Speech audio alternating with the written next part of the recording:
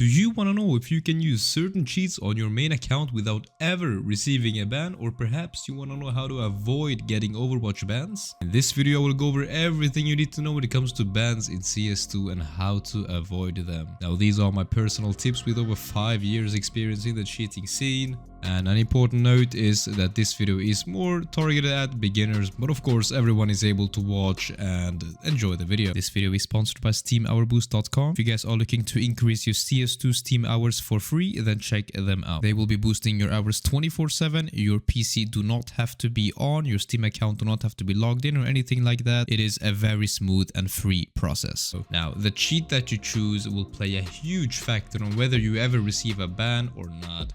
It is crucial that you choose a cheat that is unlikely to ever get detected if you plan on playing on your main account or cheating long term on an account. Now, there are two types of cheats. There are internal cheats and there are external cheats. Let me try to explain the difference between them so you guys get an idea of what software it is that you are using. Now, internal cheat, which is the popular type, is basically a cheat that is injected directly into the game's process. Basically, it's a direct interaction with the game's source code or the game itself. External, on the other hand, are game cheats and still game cheats, but instead of being injected into the game's process, they sit outside of the process and read values from the process and then writes values back. Now I know this might be a bit complicated for some of you, so let me just break it down into more simple words. Internal cheats are more accurate on, for example, the aimbot. There is less lags, there is less delays, and there's just generally better performance.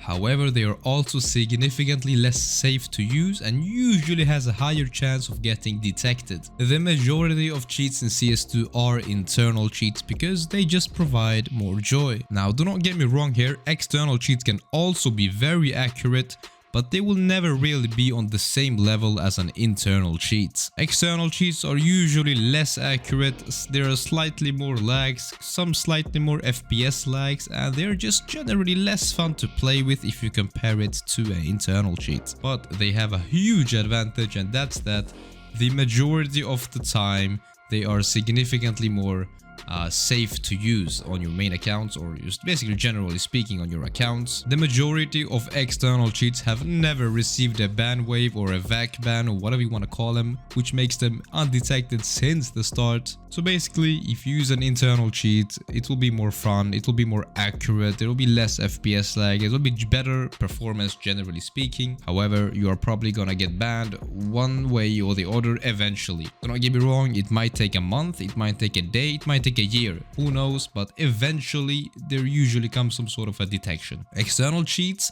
are probably not as accurate and there might be some more lags or delays, but they are more safe to use and you will probably never receive a ban if you use a good external cheat. Some examples of external cheats are, for example, NEX or annex.gg and Oxide. I'll leave a link to both of these in the description down below if you guys are interested in them. So basically, if you would like to have some fun and play on a Smurf account or an alt account, you can use an internal cheats because they are very fun to play with and they give you probably the least amount of lags and the fastest and accurate aimbots. And you basically generally have a better experience with them, so you can use that on accounts that you do not truly care about, if you know what I mean. But if you are looking to cheat on your main account or cheat very long term without a ban, you should probably take a look into external cheats. Now, it is important to note that even if the cheat is external and has all the security behind it, there is always a possibility of getting banned. Do not forget that. It's just that you can minimize that possibility quite a lot by using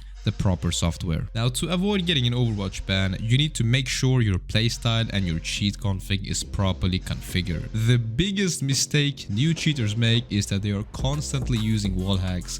Now, wall hack is something you really don't want to use because it literally changes your whole playstyle.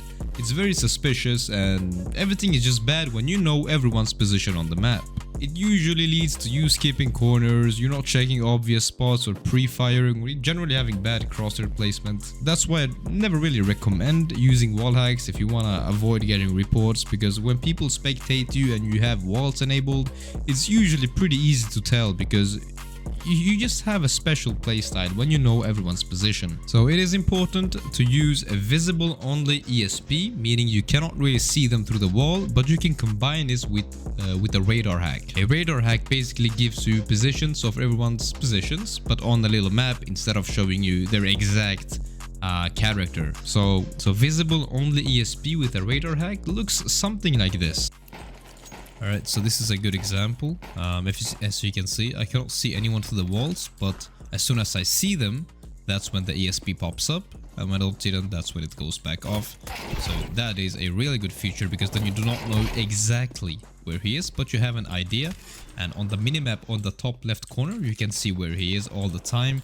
So it sort of gives you an idea of where he is, just not exactly where he is. And this makes you a lot less obvious for the people that are spectating you or reviewing your Overwatch case. So this is a really good feature to have. It's called visible only ESP, meaning that of course it's visible only, you do not see them through the walls. Another important part of your settings is your aimbot. Now make sure the aimbot looks legit to other people. Now this can be achieved by using low FOV and high smoothness. You should always avoid using silent aim in my opinion, because this usually leads to just simply you turning into semi-rage and the aimbot just does not look very legit. But again, the biggest fix to your cheat settings that you can do if you want to avoid Overwatch bans is simply turning off the wall hack and enabling visible only ESP and radar hacks instead. That's the biggest thing you can do for sure. Now wouldn't it be fantastic if you simply never even get sent to Overwatch or even never getting called out for cheats? One way to achieve this is actually to have a trustable and legit looking Steam and CS2 profile.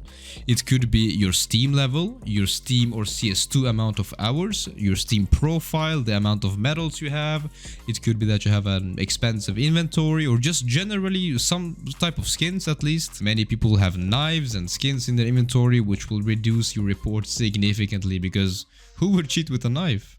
Now, if you have, for example, 1000 or 2000 or 3000 hours in CS2, that will also boost your trust factor, meaning that people do not really suspect you of cheating because you have so many hours. Now there is actually a website for this that will boost your hours 24/7 without you even having your PC on for free. That website is named steamhourboost.com. It is completely free of charge. You do not have to pay anything. You can boost your hours 24/7 for CS2.